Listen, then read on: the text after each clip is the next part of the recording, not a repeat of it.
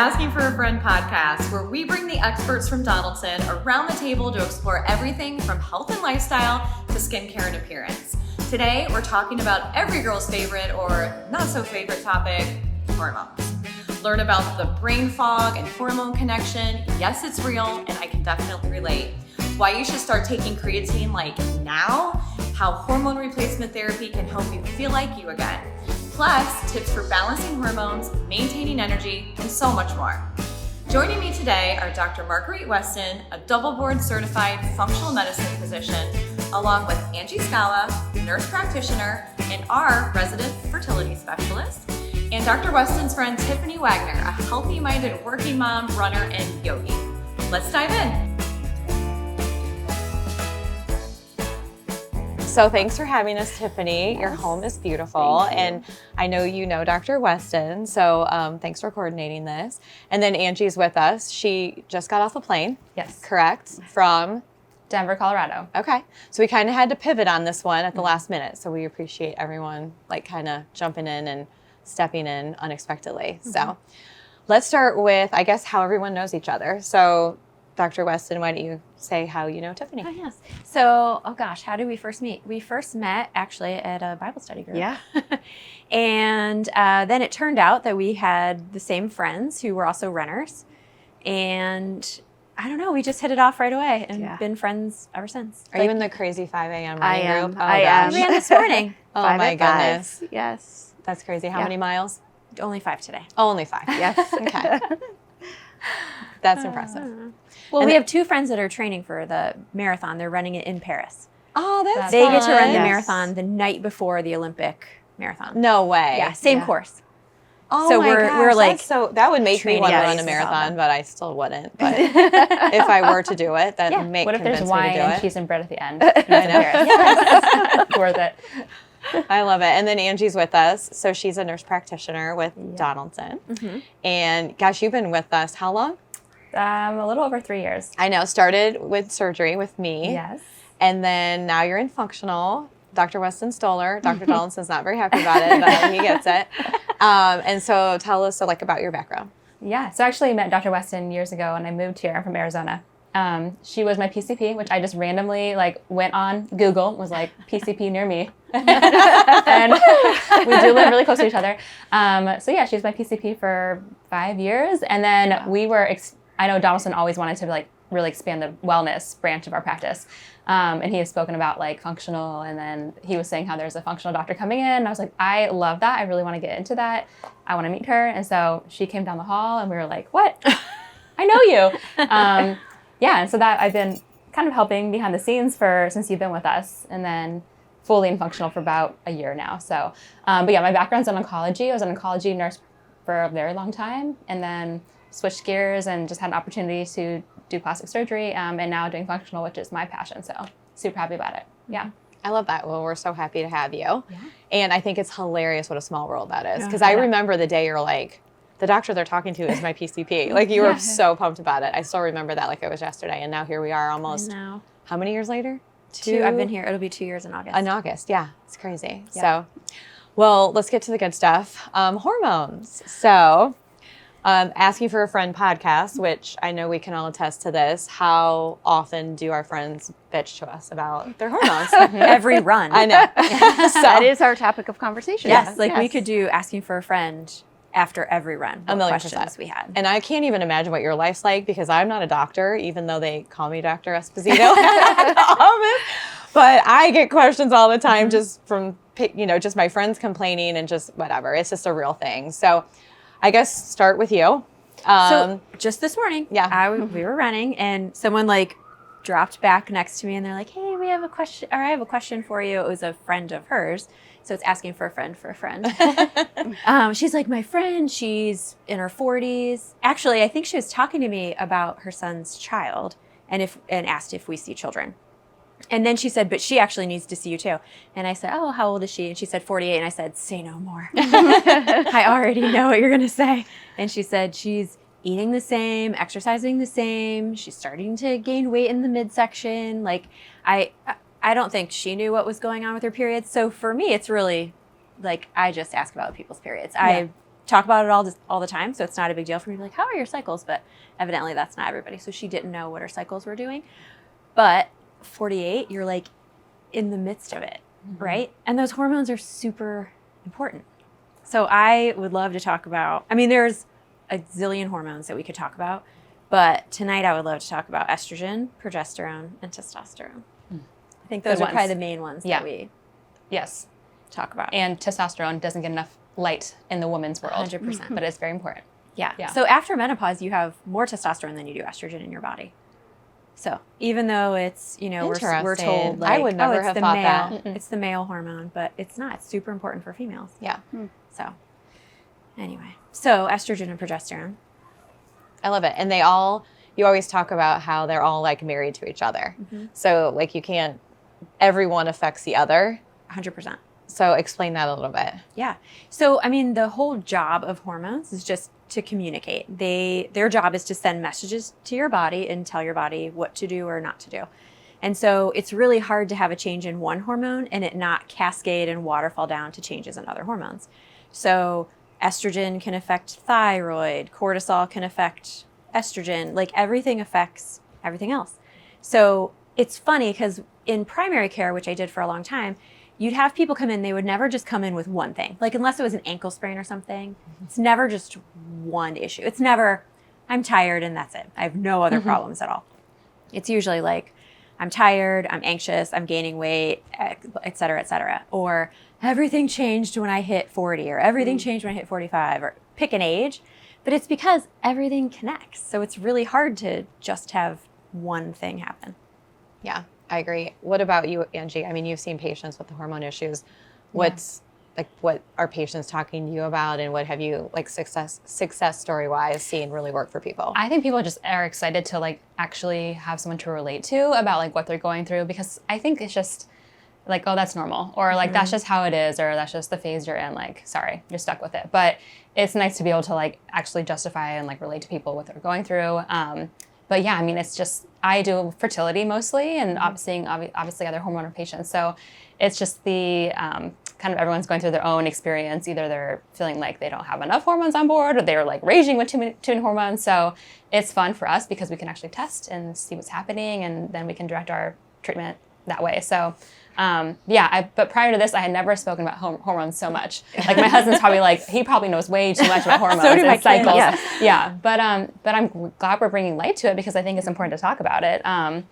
So like Tiffany, say you went to your doc, whether it be your PCP or OBGYN or whoever, and you said, or maybe you have asked, can you check my hormones? Like, first of all, have you asked? Well, I changed to my PCP, to Dr. Weston, and then to join Donaldson. We're all victims. So I have the advantage of spending time with her on a run in the morning, so I ask a lot of these same questions. But prior to that, actually, before I changed over to you, I was feeling that shift. Like my gut didn't feel good. And I was doing all the same things that I always was, but I just felt this shift. I was tired, like could not shake the tiredness. You know, my moods were up and down, my periods were getting irregular. So the answer that I got was, well, we should put you on birth control. Oh yeah, that's the go-to. It's always the answer. Yeah, and I was like, but I don't want to go on birth control. Like that, I wasn't on birth control at the time, and I didn't want to introduce that. So that's when I went on the search for somebody that maybe had a different perspective. And so that's, that was the answer. The default. I feel like at this stage of our life, like we're done with birth control. Yeah. I have to say though, sadly, that's the answer for all ages, even 13. Oh, Right. I know like so my true. daughter would go with, issues, whatever, and their answer immediately is like, well, let's put her on birth control and see if that helps. And it's just so bad. It makes me sad. And that exact thing happened to me when I had really bad periods when I was younger.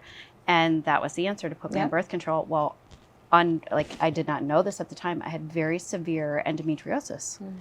And so, but that was never discovered until I, as a patient, just kept pursuing, this doesn't seem right, this doesn't seem right. And that's when it came to light. And then I was actually able to treat that, which then addressed the actual issues. Isn't it crazy? I am so blessed to be part of it. Like I've always said, like I got on the functional game 20 years ago because of something that my son went through. But it's so amazing to see patients come in and actually be heard for the first time in their lives a lot of time. And I can remember that experience, just not being dismissed and saying, I totally hear you. And that doesn't mean just because they say your labs are normal doesn't mean they are normal or they're not optimum for you. And we can run other tests to help get to the bottom of this and get you the help that you need. And I mean, patients cry all the time in the office, and it's crazy. Like, hormones are just so much a part of who we are, how we function daily. And if they're not optimized, it's a miserable life for a lot of people. For a long time, they'll suffer. And it's sad. I mean, so a lot of patients will come in and they're like, oh, my OB already checked my hormones and they're normal. Like, okay. I just laugh. Or they're told, well, they change all the time, so we don't really know. So, but they change all the time.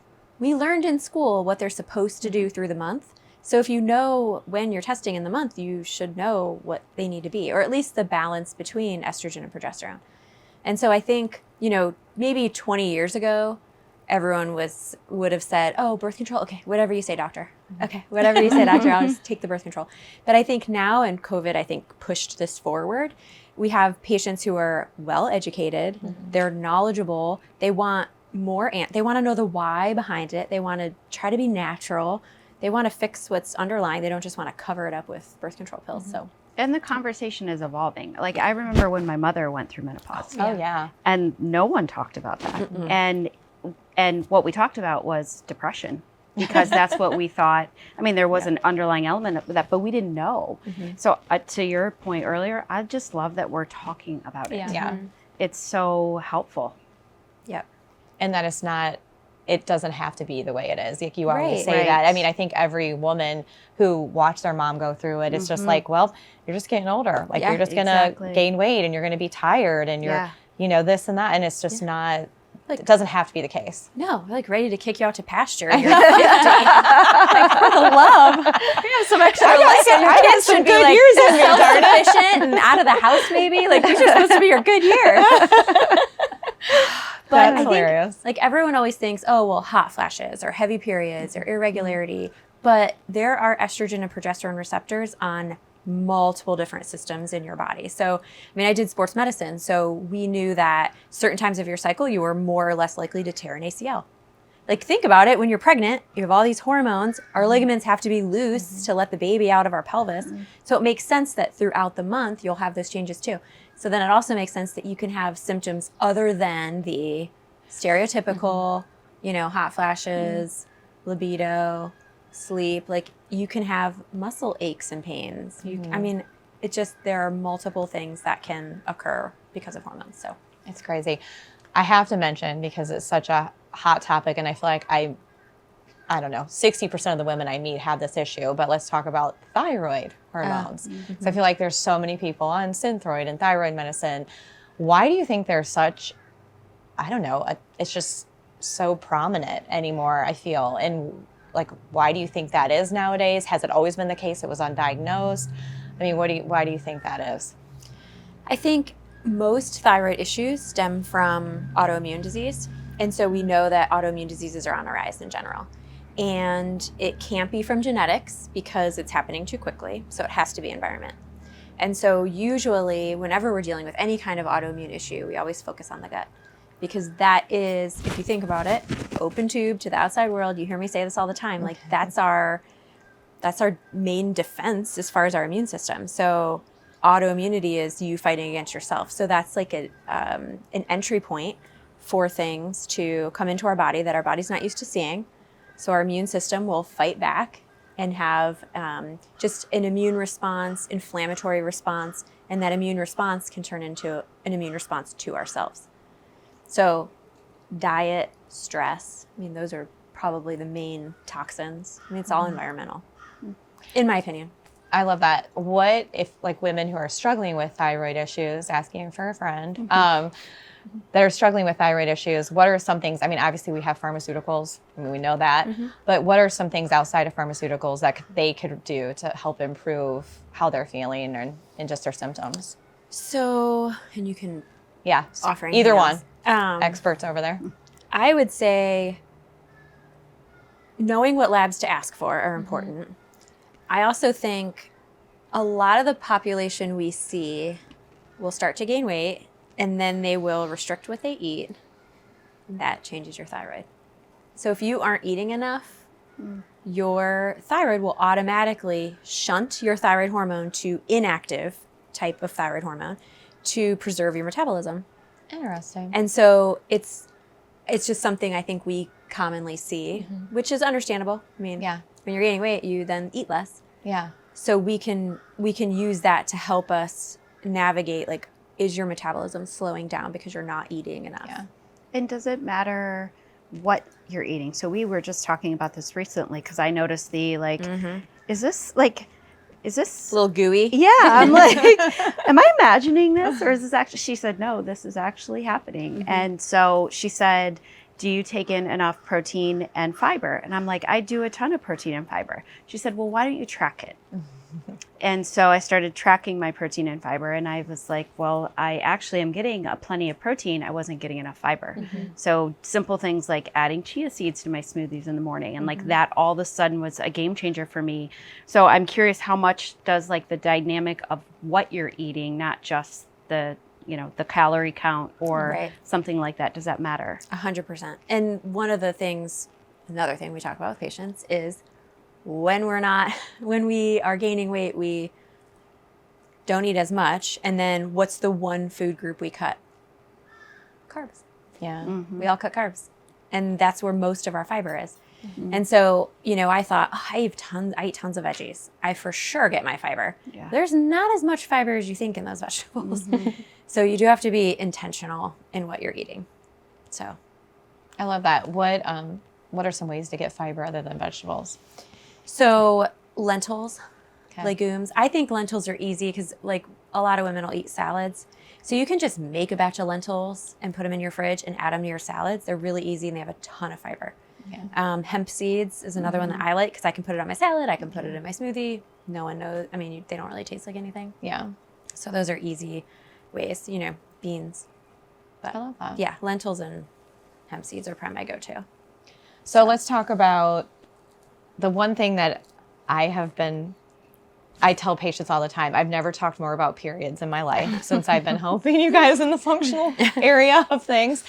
And I tell patients all the time, will you just get a period tracker on your phone, please? Because nothing is going to happen unless we know what day you are in your cycle. And when we can do these testing, it's like kind of a moot point. But tell me about like the different phases of aging and menopause and like what that's like, and even being younger and like the phases you go to. And Angie, you can speak to it too, since Dr. Weston's just talked enough. We're kind of sick of hearing from her. Someone says hormones and I'm like, Yeah, so as far as like when a girl first kind of goes into that puberty stage of life and starts to develop the secondary sex characteristics, so breast buds, pubic hair, usually a couple years after that is when we would start to see the beginning of the cycles.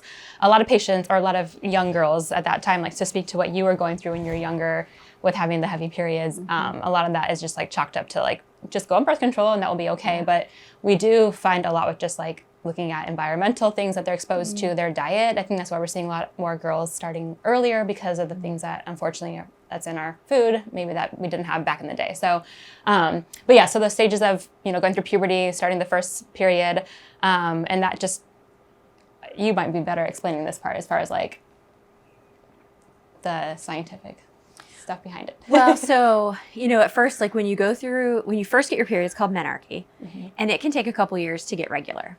And then once you do, so normally what happens in your cycle every month. So at the beginning, you have low hormones, low estrogen, progesterone, and then your estrogen comes up and it peaks when you ovulate. So like midway through, so if you have a 28-day cycle, midway through you ovulate, you have higher estrogen. And then you kind of come down a little bit, and then your estrogen will go up a little bit, not as high as the first peak, but it'll come up a little bit and then come back down. And that's the mid-luteal. So that's like we say about, day 19 to 22-ish of your 28-day cycle. Progesterone is low, and then that peaks during that second estrogen peak.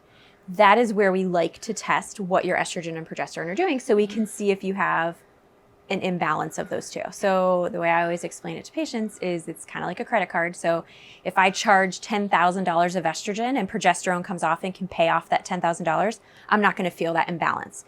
but I can only have $100 charged of estrogen. And if my progesterone only pays off $10, I can feel that imbalance. So it's not so much the absolute value of it, it's more so the balance between the two.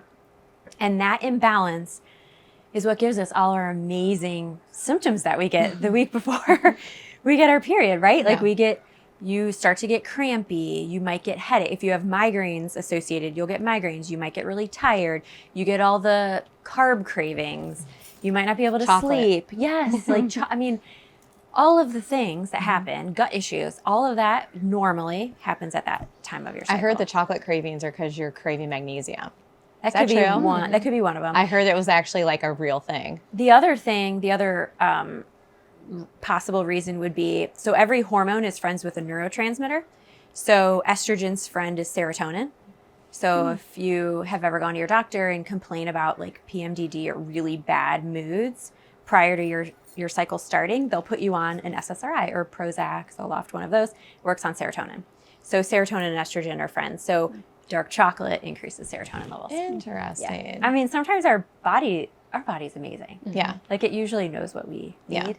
So agree. And it's really fun when your daughter is going through that phase of life and you're going through this phase of life. And I feel like sometimes I'm in like reverse puberty. Yeah. Like 100%. like we're comparing our trackers on our phone and I'm like, I'm late. She's like, I'm late too. I'm moody too. Yes, she was mentioning moody in the kitchen earlier. Yes. I've got the eye roll. She does too. So in some ways I feel like we're walking this phase of life in kind of the same way, which is super fun with a teenager. I love that. I bet. So you mentioned a couple times, both of you, that, things are happening sooner a lot due to environmental things, autoimmune things are happening due to environmental things. Obviously, a lot of that's unavoidable, but what are some things, because I know this is a really hot topic right now, and I know people are really leaning into this a lot and trying to be natural and protect themselves and make smart choices about things. What are some things that, say parents can do for their young daughters and sons to help prevent that premature puberty or them, their hormones getting all out of whack due to environmental things? Like what are some things they can avoid or add to their lives or their diets or supplements or something? I just think trying to, without being over the top, because I'm sure you guys can relate to like knowing all of this, all the things you want to prevent your children from being exposed to. I can relate as having a baby and I'm like, every little thing you want to control. Like, oh, there's toxins in that, But yeah, just taking a look at like the products that you use in your home, like the things that are your family is constantly exposed to. So your cleaning products, perfumes, unfortunately, like I completely cut that out. Just doing like essential oils, the makeup products. So things that you're putting on your body every single day. And if it's chocked full of bad toxins, that absorbs, our skin is our number one barrier and that absorbs right into our bloodstream. So if we're getting a lot of exposure, that is bound to set things off. And so we see a lot of patients that may have heavier periods or a lot of estrogen in relation to progesterone because one thing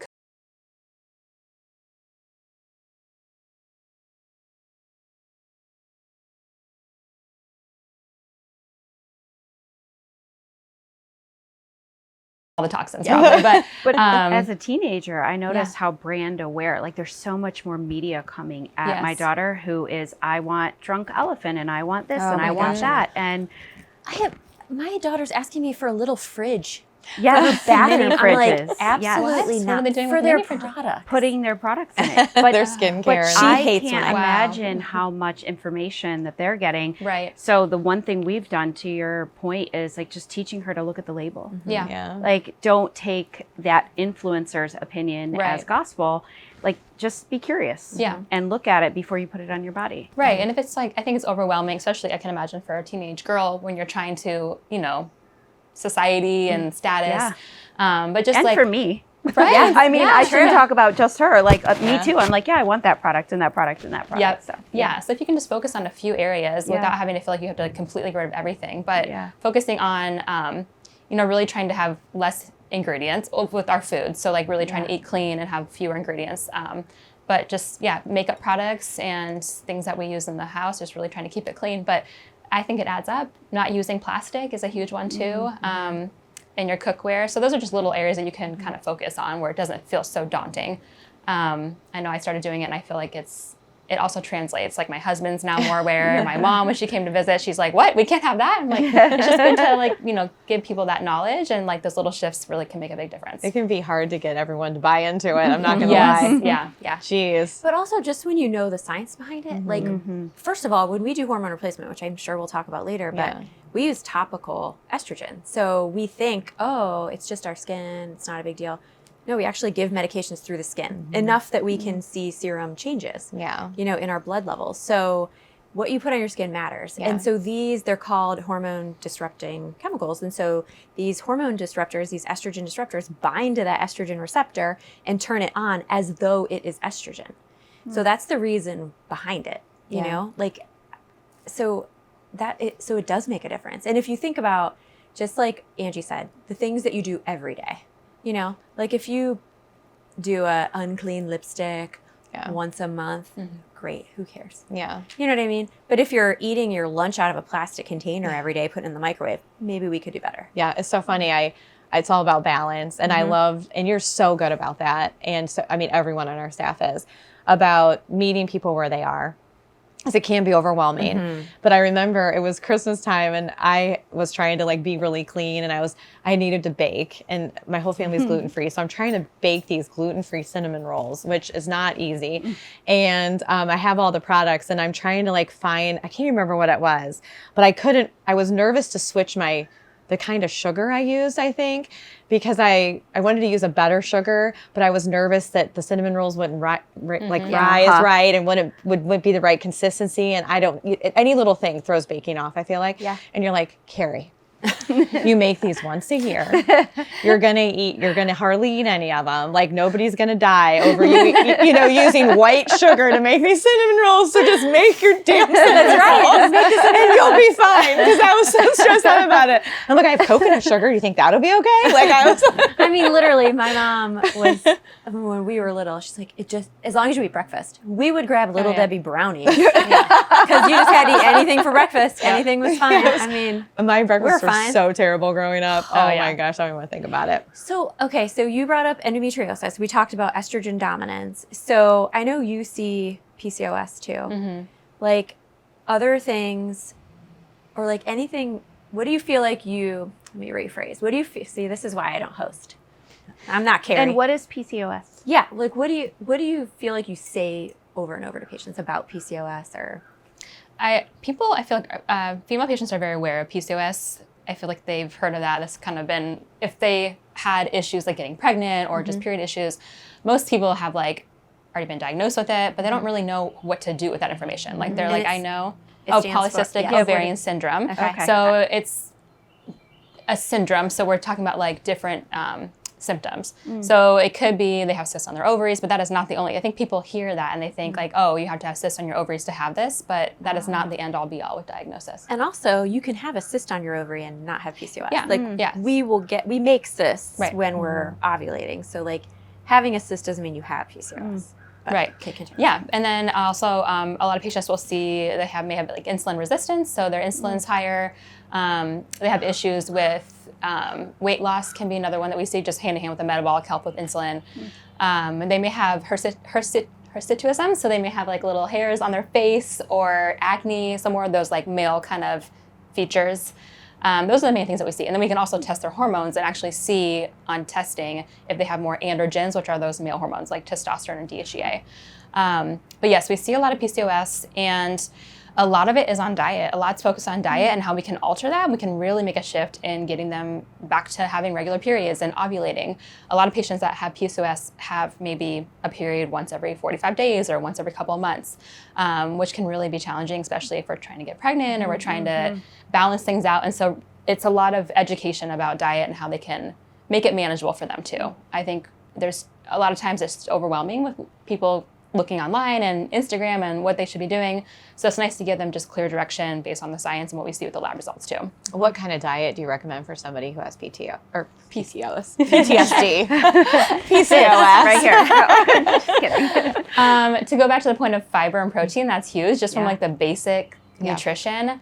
And carbs are not all bad. It's the type of carbs that we eat, and how we're eating and what we're doing after we eat. And so a lot of it is like I tell my patients, try to go for a 10-minute walk after eating. Like it doesn't have to be going for a huge run every day, but 10 minutes, like that's easy. We can walk at work, walk across the bridge and come back. Yeah. That can really help to drop your blood sugar by 30%, I think, after eating. And so those things add up. And just being mindful of like making better decisions as far as like eating a more colorful diet, having the fruits and veggies. And those are pretty easy things again, but it's just, I think we get overwhelmed, and we live in a world of like what's quick and easy. Yeah. If you just have a little chunk of time, maybe 30 minutes a day to meal prep or have an idea of what you're going to do for lunch, I tell patients like if we can just focus on like getting, you know, majority of your days having better decisions and avoiding eating out and those processed foods, again, that really, from a hormonal perspective, can add up. So this is totally a tangent, but still on subject. Love it. So when we go through like perimenopause and going through menopause, we have trouble with our decision-making brain, like the frontal lobe, our executive so much function. I was going to say, that I feel so explains a validated lot. right now. A lot of corporate, I mean, you work in corporate Oh, America, yeah. so a lot of corporate women, like It's fast. CEOs, CFOs, Yeah. like they're like, what is going on? And so 10, 15 years ago, I would get women who would come in and they'd be like, oh my gosh, I think I have dementia. And I would have to screen them for dementia because they're scared to death that they have it. And now I can confidently say like, I'll still screen you for it because it'll make you feel better, but it's probably hormonal.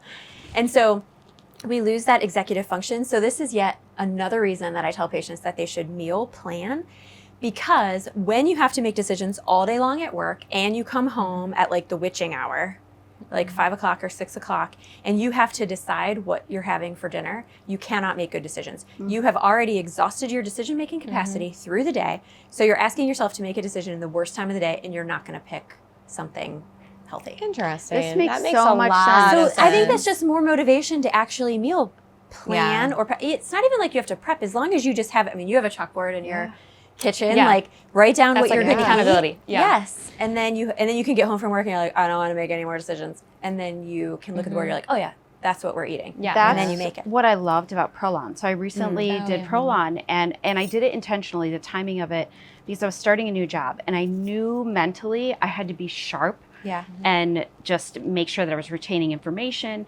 But, you know, of course, the first day or so was hard, but I loved, like, I was so aware. I knew what I was doing when I got home. I knew what I was doing at night. My routine became more of a ritual. And oh my gosh, I felt amazing once I got through that initial hurdle of like getting all the toxins and the sugar and all of that out. But I loved that. And that then carried forward, because I couldn't sustain that per se, but I did carry that practice forward of making sure that I knew what I was doing and being really intentional to keep my mind more sharp, because I absolutely have that fogginess and that, you know, just lack of ability to be as quick as what I typically am. I love the Prolon too. I Yeah, did it as well. I mean, Yeah, I was a big fan. we can go aside and say what it is. What's Do you that? want to explain it? What Prolon is? Prolon. It's a fast mimicking cleanse Diet. Yeah, the 5-day fasting. So mimicking it's diet. like you're fasting, but you're really not. But you are. So you're eating some things, but it's 5 days. And I loved it because I didn't have to cook anything. It's all in a box, and you just do what you're supposed to do. And it's like one's a little higher carb day, one's like a more high fat day. I had to eat olives. I hate olives. I did it. It was fine. I love it. it. Was I love fine. tastes like it it was was You're fine. so hungry. You're like I know. opening the packet. You're like, It was fine. I was very just loved excited it. for Olive Day. I really liked it. I didn't mind it at all. And I'll do it again in the fall. I plan to do it like twice a year. There's a ton of It research was really on good. it. Yeah. So your body gets to get all of the benefit of fasting without actually fasting. And the big thing is, as opposed to a 5-day water fast, you don't lose muscle mass. Yeah. So with a 5-day water fast, you'll lose muscle mass. Although there's some research that says you'll gain it back. But there's a lot of research as far as cancer prevention, A1C, blood pressure. I hear So- fasting's huge with cancer prevention. Yes. Yeah, because I mean, your body eats like your bad cells first when you're when it's missing out on things. So that's like a really good thing. And speaking of muscle mass, can you talk a little bit about, I know we joke about our running group that's crazy early in the morning, but can you talk a little bit about the influence that fitness has and maybe how that even changes? Because I know, like, I run and I lift, and I've introduced against Dr. Weston's Enjoyment? Right. That's the right Not word. against my Enjoyment. advice. I tell other people. I tell myself to do It's it yoga. every Thursday. I do Oh, it. yeah. Yoga. So I started practicing yoga, and then now I teach it. And so that has been so, I feel like physiologically on my body has shifted as much as I need all that hard, heavy stuff, like just that gentleness as well. So can you talk a little bit about like how do we navigate fitness in the middle of this journey? So after the age of 35, we lose muscle mass. So we'll always get women who come in and they're like, I'm doing the exact same thing, eating the exact same things, exercising the same way, but something is changing. Well, it's because you're losing muscle mass. And so when we lose muscle mass, I know we like to think that muscle cells and fat cells are just inert, like they do nothing. Muscle just moves bones, fat's just our energy storage, but that's not true. They actually secrete hormones. So it won't be a shock to know that the hormones that fat secrete are inflammatory. They make us gain more weight. The muscle hormones are things like growth hormone. They are helpful for hormone balance. They are testosterone. So when we go through menopause, we lose estrogen, progesterone, and testosterone. And so I think we like to just forget that we lose testosterone. You mentioned earlier, it's very underrated. It's not talked about enough. And so you are not only losing muscle mass and then not making enough testosterone, but also just losing testosterone because you're menopausal or getting close to it. And so it's like a vicious cycle then. So you have to be proactive. If you're doing nothing, you will lose it. You have to do something to keep it. And so we always talk about 3 things that'll keep your muscle mass. You need to lift the heavy weights, not these little 8-pound dink things. You're like, oh, sure, you're talking with your friend. What'd you do this weekend? They need to be heavy weights, not all the time. Like it should be heavy and then maybe once a week, very heavy. So lift the weights. You need to eat the protein. So protein's made of amino acids. It is what builds the muscle. So if you don't have any, that's going to be a problem. And then you have to have hormone balance. You have to have those androgens or male hormones to build that muscle mass. So that is how one way it relates to hormone health. Does taking amino acids help? And also, I have to talk about my favorite thing in the world right now is creatine. I know. So there's 3 things that are most studied as far as like performance. So creatine, because it's been around forever, branched chain amino acids, and caffeine are the 3 things that are most studied. So all very safe. Creatine we use a lot because it not only helps with muscle mass, but also with cognition. So those are newer studies that show that. So that's one of my like probably forever supplements. Like I'll do creatine forever. And we always get the question, do I only need to take it when I work out? No, you can take it every day. If you want it for cognition, use it every day, whether you work out or not. It's beneficial to do it around when you work out, but don't not take it because you like missed your window. Does it matter if you work out, if you take it before or after? Or later in the day if you forget? No, just take it. And I don't I've care heard when. you retain water though. When you You so do. is that a myth or is No, that that's true. And Okay. women will say, I like, don't I need any heard. more puffiness. Well, and You don't. that's what my husband, he was like, I don't like it. It makes me, I'm like, well, you want to be swollen, right? Swole. Isn't that the word? Swole. That's true. So it does, it draws water into your muscle. And so women will say like, oh, I heard you gained weight or I gained a couple pounds. You didn't really gain weight. You didn't gain fat. Yeah. You're putting water in your muscles. So I take it and I actually lost weight and I actually have never felt leaner, I love it. honestly. So I've been afraid to take it every day. You should actually. try Yeah, it. I'm I- gonna take it. I just noticed one a scoop, huge 5 difference. grams. I just, Huh. yeah, that is. I really I'm gonna like give it. a try. I really like it. So I want to talk about the hormone replacement therapy. Okay. Another hot topic, and I get asked about this all the time by friends because people are nervous about it. And I can just say, like, my experience, I joke all the time with you, and we're talking about decision making and like making sure you're sharp. Yeah. Since I've been seeing her, so I went through a phase where I literally felt like I was getting dementia. I'm not kidding you. I'm like, I can't remember a name. I thought I was failing at my job. I couldn't, the people that worked for me would come and say, ask me a question about something that happened like that earlier that day. And I'd be like, can you refresh my memory? I have no idea what you're talking about. And I couldn't find the words I wanted to say. Like I knew the word and I just couldn't think of the word. And it was so frustrating. I'm like, I'm way too young for this. And then I started seeing you and we started doing all the supplements and just everything that we were doing. And I literally knew that you had fixed me when I was in the break room. I'll never forget it. And Peyton, who works for us, she's a doll, comes in and says, "Hey, Carrie, remember 2 weeks ago that those 2 patients?" And I go, "Oh, yeah, Emily and Debbie." I knew their first and last names. I knew exactly the scenarios, why they were there. I knew what we had talked about, the decisions that needed to be made. I knew everything. And I blurted it out, splurted it, either one, splurt or blurt. And after I did it, there were other people in the break room. I go, "Did anybody else just witness what just happened?" And they were all looking at me like, "Yes." And I go, I could just cry right now. Like, that never can happen.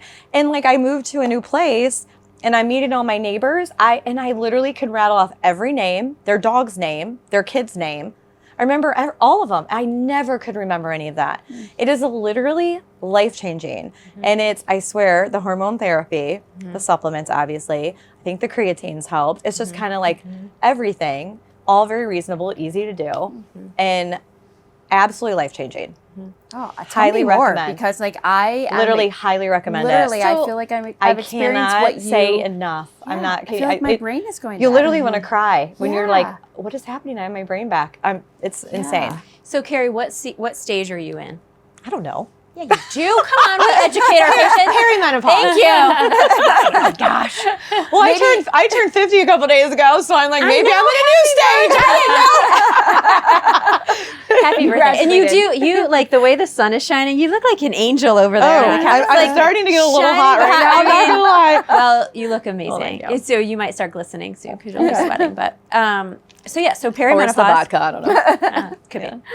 So we can define it. So perimenopause, so we get this question, like, I don't know if I'm in it or not. Yeah. Perimenopause can start 10 years before menopause. National average for menopause is 51.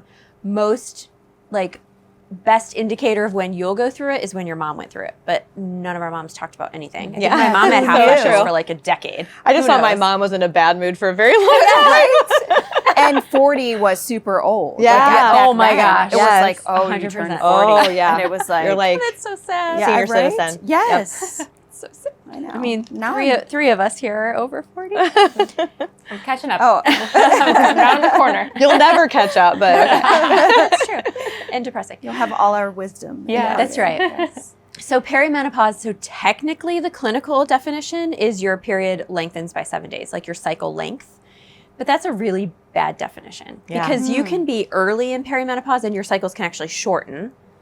And then they can just change and then they can get longer. So if you've always been someone who had a 28-day cycle or a 31-day cycle and then it changes and you're in that age, it's perimenopause. Like it's a change from what you were.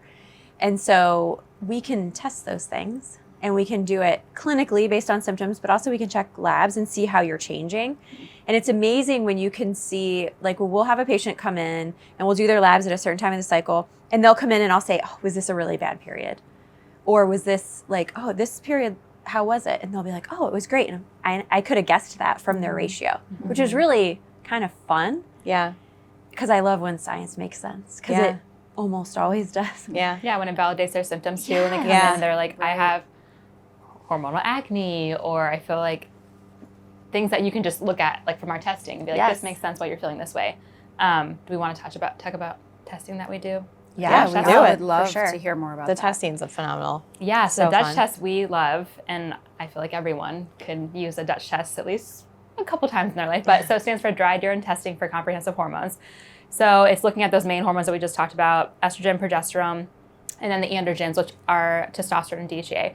And it shows us how patients are breaking them down. So specifically estrogen, which pathway your body prefers to send it down. So is it more protective pathway that is the ideal pathway, or a more detrimental pathway that could lead to DNA damage? So obviously we want patients to be more down that good pathway and not so much down the bad pathway. But it shows us exactly what their ratios are doing with progesterone and estrogen throughout that time in the cycle, and then how we can do things to shift it.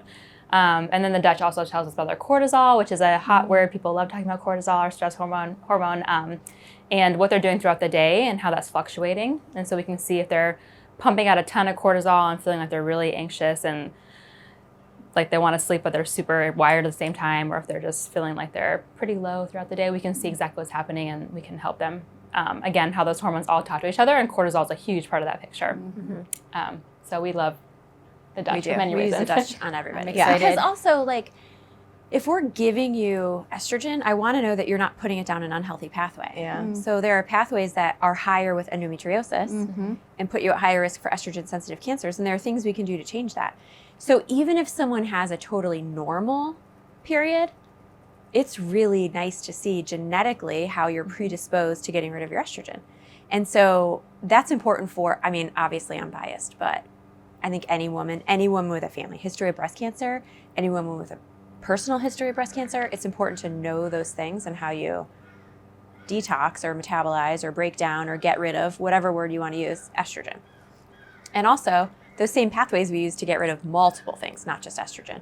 So it's important just for overall health as well. And personalization is important because I've learned that myself, because I find sometimes I get influenced again. I'm like, oh, take this supplement, take this supplement. And before I know it, I'm like, I got a cocktail of supplements and I have no idea if I'm actually helping or harming myself. Yeah. So how much is like understanding yourself, whether it's hormone replacement therapy or anything else, how important is that? It's super important. So just for example, there are some so there are 2 phases of detoxification, and there are some supplements that will only speed up one phase. So the way we explain it is, so phase 1 is like putting water in a bathtub. Phase 2 is the drain. So if I have a slow drain, and I take a supplement because I saw an influencer tell me about it for estrogen dominance, and that supplement only speeds up phase 1, but not phase 2. And if I speed up phase 1, I'm just putting more water in that bathtub. But if my drain is clogged, I'm not doing myself any benefit. Like, it is actually detrimental to speed up phase 1 with a poor phase 2. And so you can only see that if you test. Yeah. And so you'll get patients and like, oh, I have estrogen dominance, which they're probably right because they know clinically what it is. And they're like, oh, I started taking DIM. I'm like, that's great if you have a good phase 2. Yeah. Because if you don't, that's not going to be as helpful. Like, you need to support both if you need it. And you can tell that on the Dutch, which is great. But when we go through perimenopause, normally our brain tells our ovaries what to do. But as we get older, our ovaries don't listen as well. And then our brain tells our ovaries, and our ovaries are like, I don't hear anything. They're like a teenager. They're like, I don't know. And then the brain has to shout louder. And so we get more signal to the ovaries to do what they're supposed to do. And what can happen is the ovaries are suddenly like, oh, shoot, I remember what I'm supposed to do. And then they make a bunch of follicles, which is why you can have an increase of twins in your 40s. There's another peak of twins. I know, it's a cruel joke. Yeah. Mother Nature That is has. a cruel joke. Yeah. So suddenly your ovaries will be like, oh, crap. I know I've what I'm heard supposed to do. that. But when you make a bunch of follicles, you have a ton of estrogen. So you'll get months where hello. Did someone say estrogen? She's like, pops up. Oh my gosh, that scared the crap out of me. Thank you. Your ovaries will suddenly produce a bunch of estrogen. And so you'll have these months with really high estrogen, but then your progesterone overall is slowly coming down. So that like credit card balance I talked about earlier, it's more pronounced during perimenopause. So that's why some months you can be a raging lunatic. Yeah. And then other months aren't so bad. Some months you can't sleep at all. You wake up in the middle of the night and you're like wide awake, can't go back to sleep. And then other months you're fine. Same. Yeah, that's perimenopause. And then menopause is just slowly, everything goes down. So the clinical definition of menopause is no period for 12 months. But we have a lot of patients who maybe had an ablation or had a hysterectomy. Does that put you in menopause? So they will tell you that it cannot, but we have had plenty of patients that an ablation will throw them into menopause. Really? I don't know why. Doesn't matter your age? Does not matter your age. Really? That's 100%. good to know. Interesting. And then you get on the other, like, maybe this is jumping ahead, but like, I want hope. So like, you go through perimenopause and then you go through menopause, and like, what does life look like after that? Like, I hope it's amazing. me too. I'm banking on it. I'm excited Like, not to have a period since I've had one for like 40 years, so that'd be amazing. Yeah. So we can do hormone replacement therapy. You can start some during perimenopause. We'll check estrogen levels. If you start estrogen too early, sometimes it can make you bleed more or your period can come back. So we test. We test and don't guess. That's what we say. And so we can start those things so that that transition is more graceful. And then I am obviously biased towards hormone replacement therapy because there are a lot of benefits. It's not just getting rid of hot flashes. Like there are a lot of other benefits for HRT. Yeah. What are people Such afraid as? of? Like, Yeah. why are people afraid of HRT? The early 2000s, 2002. Yeah. So the big WHI study that pretty much in a nutshell said that hormones cause cancer, breast cancer, or ovarian cancer, or cervical cancer, and people were just very like turned off by it. So unfortunately, I think it was a big disservice to a lot of females that went through menopause during that time. Yeah. Because they were just scared to use hormones. And I think people didn't even ask, or maybe they asked their doctors and they were just like shut down, which still happens to this day, but I think more definitely back then. But now they've actually like torn those studies apart and found that a lot that they were basing it off of was not legitimate. So it was the population they used were older females with comorbidities, so they had other conditions going on to make them higher risk. They use synthetic forms of hormones, which we never use. So bioidentical is what we always want to use, which mimics our exact hormonal chemistry in our body. So they used the progestin, which is a synthetic type of progesterone, and then estrogen, that was the oral forms. That also is the one that's more linked to like blood clots or cancer.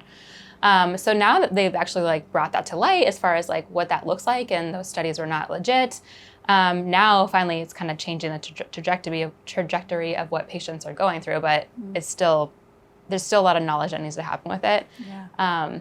But just like educating our patients about it so they're not so scared, and the risk versus the benefits. We talk a lot about like why would you want to go on hormones? What is the benefit for females? Protecting our brains, our hearts, our bones is a huge one, which I think a lot of people just don't really, our bones are there, but maybe we don't give them credit. Like they're just there keeping our body upright, but we don't give them credit. So there's a lot of great benefits, and it's just every patient's different. So talking about like, why would it make sense for you? What are you going through? We may do like a bone study to see how high risk you are for osteoporosis. But it's just a conversation, and it's not a immediate no. Like there's always a conversation. I think we get patients who are definitely afraid of breast cancer. And so they'll always say, like, I can't be on it. My OB said I can't be on it because my mom had breast cancer. And I'm like, not a contraindication. It's not a it is literally, if you look at the FDA, like it's not a contraindication to hormone replacement therapy. It's just that we're scared. And so if you look back at the original WHI study, it was originally a study to look at heart health. Because at that time, doctors were putting patients on hormone replacement specifically for cardiac prevention. So that's what the study was powered to show. But then they saw an increased risk of breast cancer, which if we could just look at the numbers real quick, the increase was just 1 per 1,000 women per year. Not a lot. Yeah. Like that's not a big risk.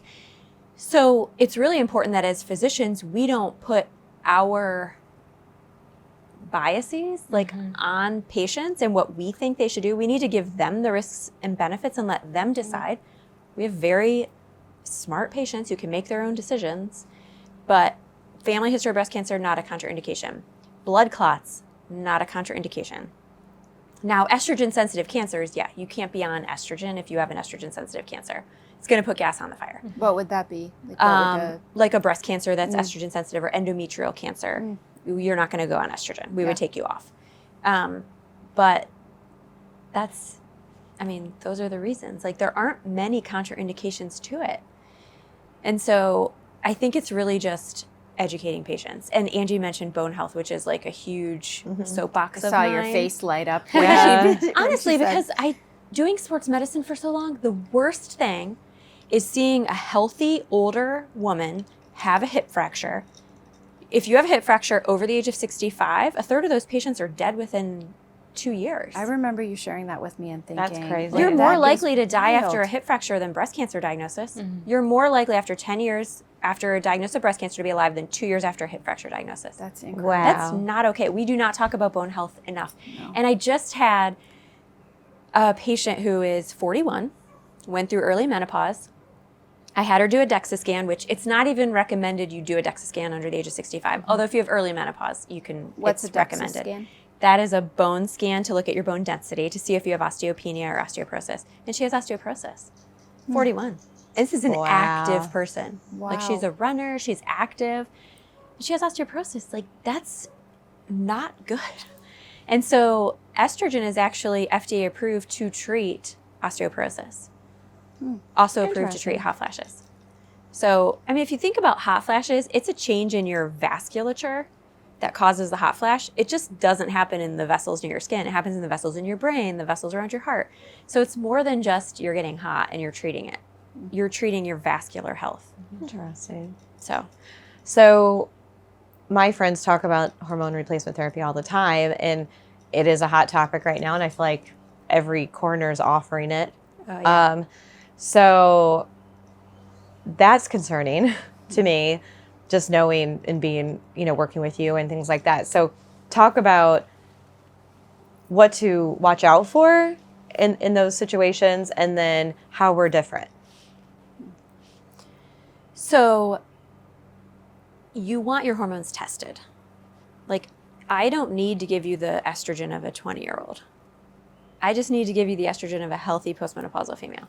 I need to give you enough estrogen to protect your bones. And we know what those levels are supposed to be, so you can test them. I think it's important to do a Dutch test because I think it's important to know how you metabolize it. So if you're going to see someone, you should ask for those things and they should be able to do it. I also don't agree with oral estrogen. So oral estrogen goes through your liver. Liver makes the proteins that are made to clot your blood. So you have an increased risk of blood clots when you take oral. Interesting. So we use topical. We prefer patch or gel. Why? Because those are the studies that show that you have protected bones. So like the creams, they might be great, but there are no studies as of yet that say that they protect the bones. So could they? Sure. But if I have my pick, I'm going to pick what's studied. Yeah. I mean, we don't do like voodoo over, like we're going to use the studies to see what evidence shows us. So we use gel or patch. What about, you talked about estrogen in regards to that. What about testosterone in regards to that? Testosterone, we will use a cream. So you can use your vaginal or cutaneous, like topical on your inner thigh. The reason we don't use oral or IM or sub-Q, so like injectable, is because there are no concentrations made for females. So we only have concentrations made for men. So men will use like 50 to 100 milligrams of testosterone 1 to 2 times per week. We're using like under 1 milligram, maybe up to like 3 milligrams. So you'd have a teeny bit of that really high concentration. So like that's gonna get stuck in your needle. Yeah. So like I can't tell what's, what you're actually getting. How do you feel about the pellets? That's a hot topic. It is. Yeah. So and a pellet's just, it's like a grain of rice. Okay. And you put it in with a trocar. So it's just like Like you inject it into your skin. Into your, Yeah, just right into your- underneath. the ones I know are right at your butt, like Yeah. top part of your Yep, butt. top part of your Really? butt. And it's just, it's this little like apparatus. I don't know. Yeah. How would you describe a trocar? Apparatus. Like, Yeah. it's like a straw thing It's that a- you poke under and it shoots it in there. It's like getting your ear pierced, but in your tush with a grain of rice that goes in With there. hormones, yeah. Yes, with hormones. And sometimes it's great. Pellets can be wonderful. The problem is once you put it in there, if you have side effects, like you're out of luck for 12 weeks. Yeah. You can't get it back out. Can't. So It's hard to pellet like yourself. titrate, or a lot of times Yes. we're just trying to get to like that steady dose or a good, like Dr. Weston said, we're not trying to give you these hormones of a 20-year-old or of a younger female, but just enough to like take the edge off with the symptoms and for the bone protection. Yeah. But the pellets are hard because you just can't, it's just hard to titrate the dose and get, once it's in, it's in. You could remove it, but you can't. And do you surgically. gradually work your way towards that? Like this is not. I'm not in this phase yet, so I'm very intrigued. So I feel like some offices will put you on high doses right away. We tend to go slow Yeah. because why? We're not in a hurry. You're not going Right. anywhere. right. yeah. Like you're going to be in this phase for a while. Yeah. So I would rather, especially if someone's apprehensive, we want to go slow because if they get side effects, they'll be turned off and they won't want to do it anymore. Yeah. So you can always go up. Yeah. So we usually start slow. That's what happened with me. I'm on testosterone, and I did like the bare minimum dose, and I was like, I think I want to increase it, but I started breaking out, and I never had breakouts. Like I'd never had an issue with that. And Angie's like, nope, we're just going to keep it where it is because you're starting to like show not great symptoms. So I think this is good for you. And it's been great. So, but it's so funny how that works. Which is nice also for the Dutch test because we can see how you break down your male hormones. So if we're giving patients testosterone or DHEA, even a low dose, it's nice to know like how you're going to metabolize it and how your body will process that. So we'll use that often. Like maybe we just need a little bit lower dose because your body tends to concentrate it more than others. And the breakouts went away, right? Yeah. You? And your skin looks beautiful, so I'm assuming yes. Went away. We also will use progesterone. Yeah. So progesterone we do oral because then it crosses the blood-brain barrier. Progesterone's our relaxation hormone. So we like to say estrogen's the gas pedal, progesterone's the brake. So it helps with sleep and anxiety. It also helps protect your endometrium and your breasts. So another thing we see, patients who come in, had a hysterectomy, so they don't have a uterus, but they might still have ovaries. And so they'll come in only on estrogen because we were always taught if you don't have a uterus, you don't need progesterone. You can just take estrogen. But the problem is our cells in our endometrium are very, very similar to our breast cells. Well, you might not have a uterus, but you still have 2 breasts. Like I want to protect those. So we will always put someone on progesterone and estrogen. We will not do only estrogen. You can do only progesterone, but we'll do both. I love it. So what do you ladies are like? Well, we're all different kind of phases. I don't even know. I am don't even know 100% perimenopause. Okay. So what does everyone here do on the daily? Like little inside facts to ward off the evil menopause. It's not evil. We're gonna befriend it. So what do you guys do in your lives just to like keep your hormones balanced, to feel better, to give yourself energy, to stay healthy in general? Like I think I know all my friends want to know the answer to that and like what everybody's doing and what's like not the latest thing, but the things that actually work. You want to start? I think the little things add up. I really do. Like I can't say that I did anything significantly like transformational. I definitely started watching more around protein and fiber and rebalancing that to make sure that I'm getting enough. I work in corporate America. I have a very intense job. So sleep is incredibly important to me. At night, I am absolutely guilty of like checking my email and going through those things. So I've really tried to be intentional at night of creating a ritual where I grab my big glass of water, I grab my lavender oil, like anything to get in a ritual. And I'm starting to put more books by my bedside. So I'm just making sure that I'm maximizing every hour of sleep that I can get. Because I start my day early. And so sleep is incredibly important. And then get all the fans all around. I need all the airflow and the cool sheets and all that kind of stuff. And then exercise, but listening more to my body. Like, tell them because you were like hardcore. We were all a little more hardcore. Yeah. But you, I think, you changed the best of all of us. So tell them that. So my fitness journey, fitness has always just been a release for me. I mean, certainly, I want it for my body, but I want it for my mind and my health as well. And so I ran and I lifted weights and I'm very competitive. And so anything to just take that next level. And then actually it was during therapy, not hormone therapy, but like actual mental therapy, which I think is a very important piece of the equation, just getting in touch with your emotions and dealing with that and how that introduces anxiety and so many other things. And it was at that time my therapist said, because I was just looking for that, like, that exhale, that release, and I couldn't find it. So I kept running further and lifting more. And I was like, and so she said, have you tried yoga? And I was like, no, like that's not, no, like I don't want to go take a nap. And so yoga came into my life and that gentle movement actually became a game changer for me. So that led me down the path of getting my yoga teaching instruction. And so now Thursday mornings, I have a fun crew of women who come and we do 30 minutes of lift. okay, Thursday morning, her class Thursday morning is not a restorative yoga class. No, I would agree with you. It is It's like 100 degrees, and it is, yes. I love you're out it. of breath, and you're Yes. dripping sweat. I'll have to do it. But that just I'll be sweating there. out the toxins and Yeah. but I do try to add in the emotional element as Yeah, you do a good job. much as I do with the physical. But that just that has been very important. And then just listening, like I said, listening to my body. So sometimes I actually sleep in and I don't get up and work out. And I would have never given myself permission to do that before. But there is a certain, as much as I think this part of life can be a little scary, it can also be like really freeing. Just to say, okay, this is what my body is saying and this is what I need right now. And having the confidence and freedom to do that, in some ways, has been a beautiful thing. Yeah.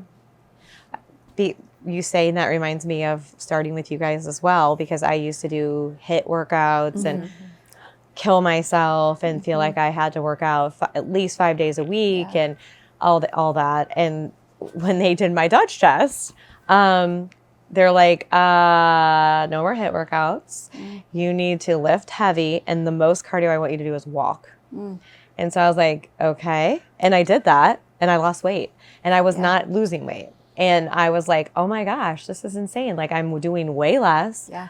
And my body was just overdone. My adrenals were shot. I was just like doing way too much. So there is something to that. And I tell a lot of my friends that are hardcore Orange Theory people, never miss getting up at 4 a.m. to do the class. One, they're not getting any sleep.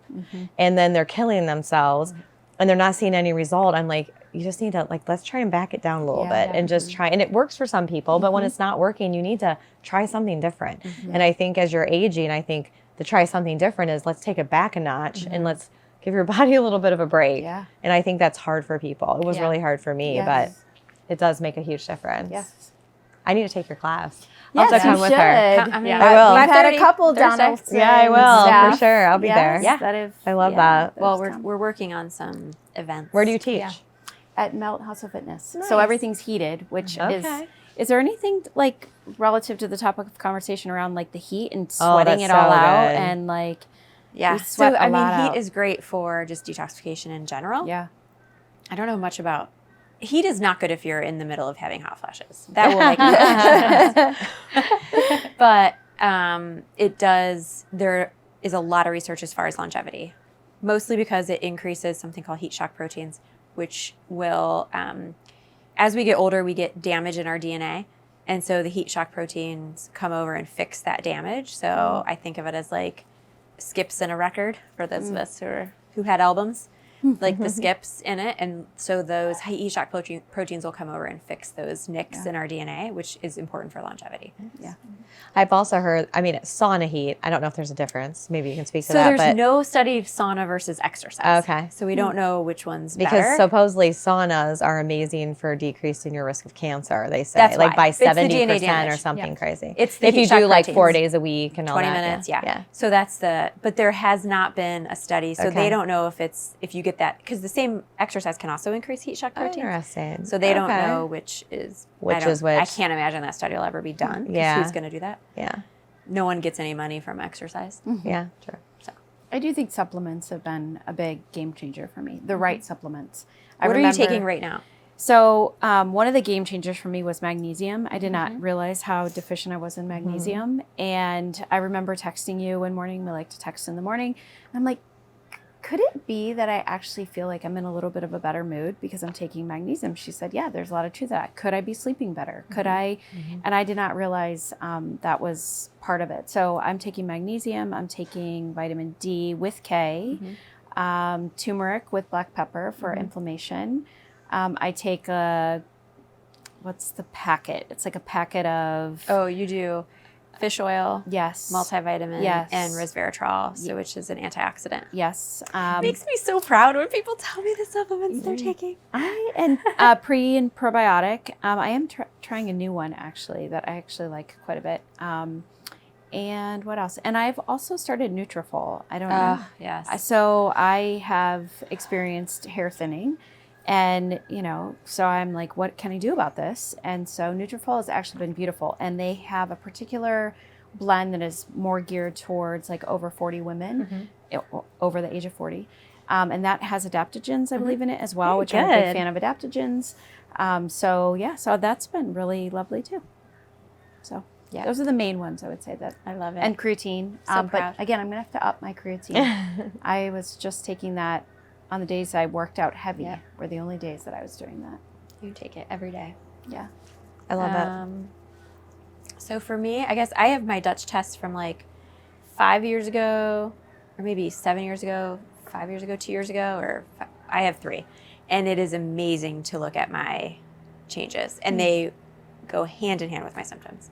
So like, I mean, I was always clockwork, 28 days, same period all the time, like forever, since I was young. And then suddenly I and I never tracked it because it was always when it was supposed to be. And I'm like, I don't think I've gotten a period in a really long time. And then I was getting it like every 20 days. And then it would be 60 days. And then I wake up in the middle of the night and can't sleep. And that's not typical for me. Now the mood might not be too far from my normal. Depends who you ask in my house. But I think the mood was worse. And then just that gooey and like the brain fog. Yeah.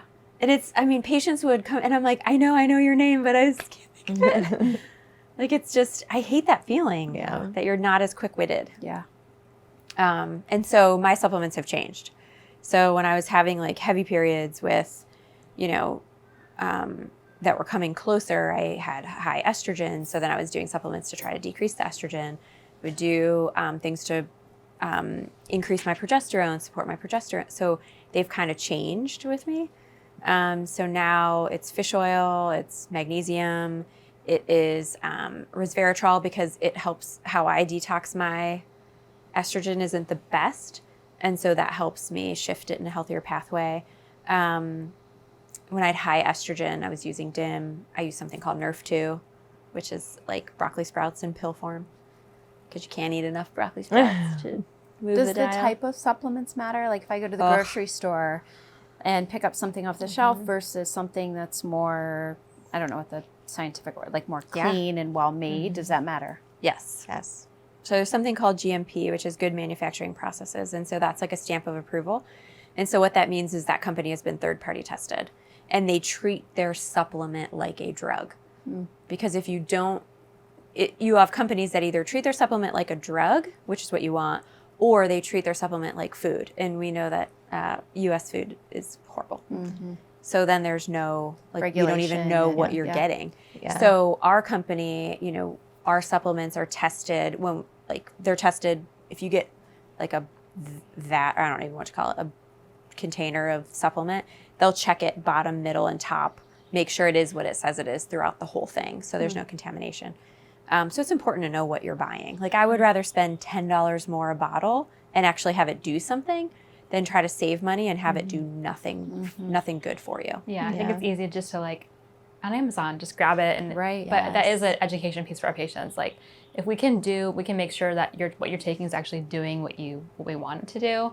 And a lot of time the dosing is just not the therapeutic dosing that we want. And so it doesn't have to be like the most expensive supplement out there, but we want to make sure that it's the right dosing and it's a good quality. Because it's easy to get caught in like just convenience, Amazon. But yeah, just talking to patients about like why you're taking it and retesting is great because we can actually see that what you're taking is moving the numbers in the right direction.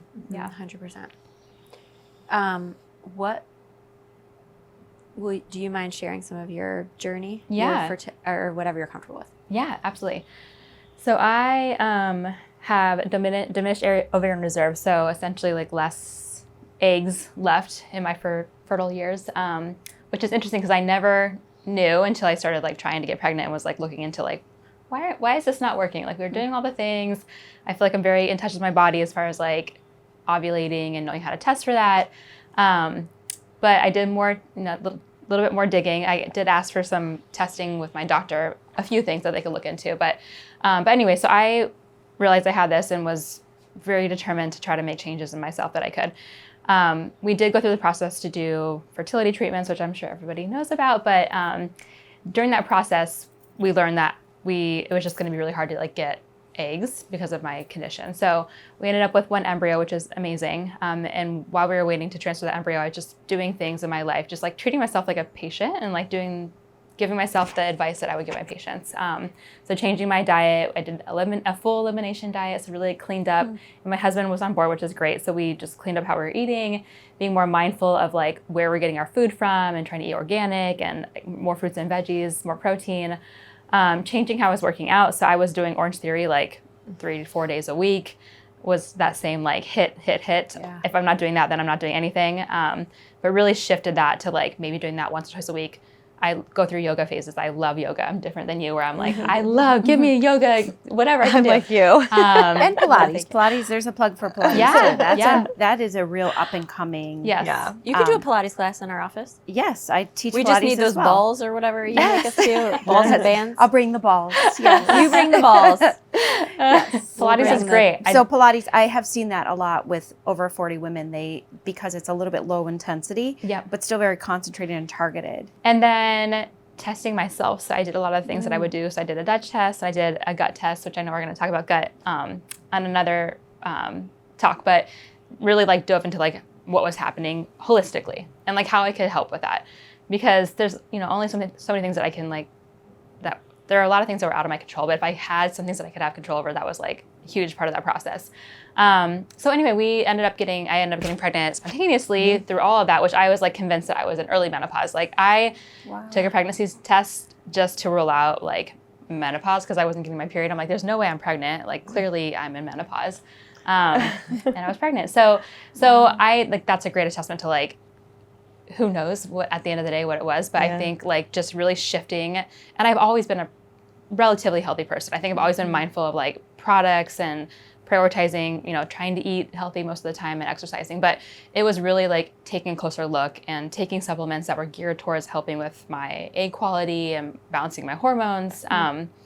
So now I'm on the other end with the postpartum world. So yeah, what I'm doing, I can only do so much now because a lot of things aren't tested, unfortunately, during pregnancy and postpartum, but diet's a huge thing. So like really not skipping meals and not letting my blood sugar, trying to keep it more stable.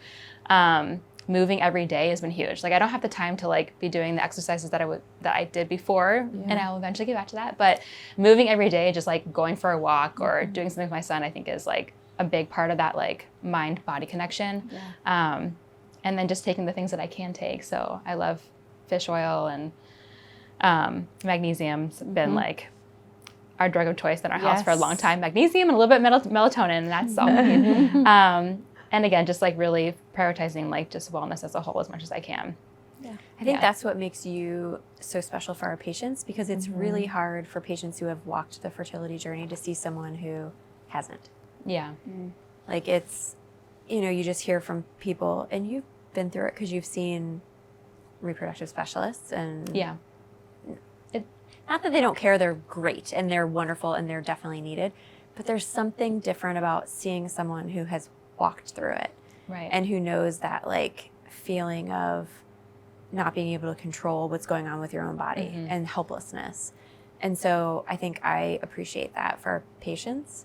And I think I've been surprised at how many patients we see prior to pregnancy that want to come in just to see like, am I a good, will I be a good, like physically, will I be a good what's mom? happening? Like, yeah, like how can I make this pregnancy that hasn't happened yet the best possible?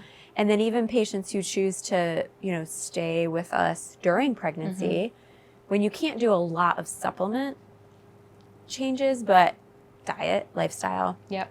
And then just that postpartum. I mean, those 9 months, it's a rough hormone roller coaster.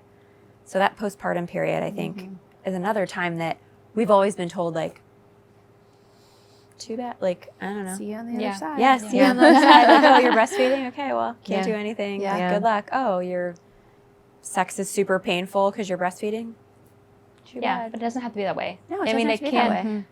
Yes, we're a little limited, but there definitely are ways to make it better. Yes. And opening that conversation with patients where they feel like they're not just like left in the dark. Like menopause, like that's just how it is. Yes. Like you're not left in the dark, and at least we can test and see if there are things that we can try to help with, or just have that conversation about like how they're eating, are they sleeping, the hormones that are just like all over the place, especially if sleep is not optimized. So I love being like that advocate for patients, because not only have I walked now both parts of that, but it's just nice to like people really like to identify with like what you're also going Yes. through.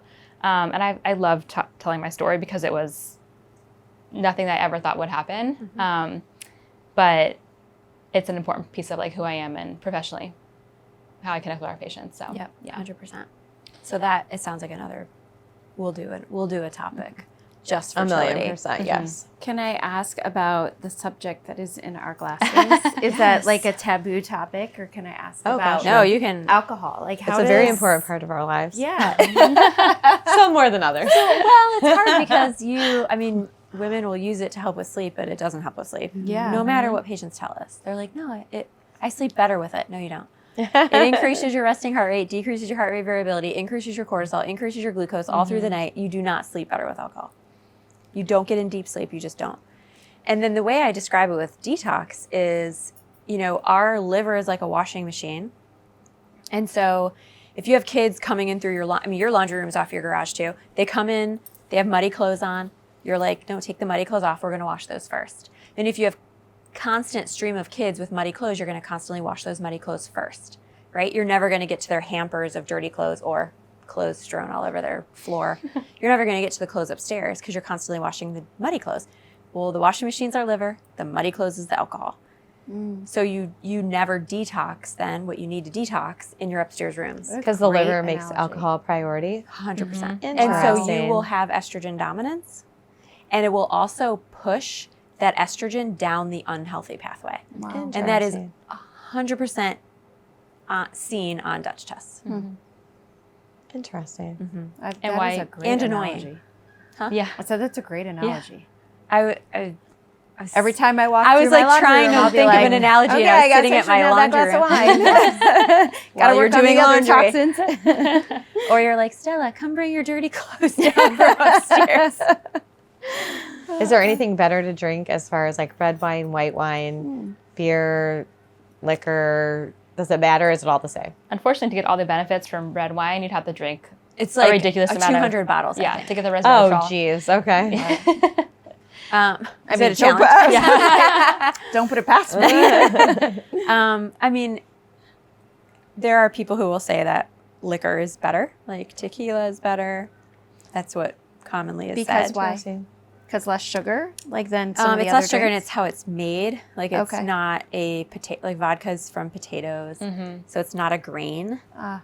And it's like you think about like wine has the added sugar, Yeah. or like How is cocktails tequila where it's just a made? pure I don't know, agave. but it's not through potato. Oh yeah, it is. It's It agave. is? It's like a You're right. cactus Yes, you're right. plant.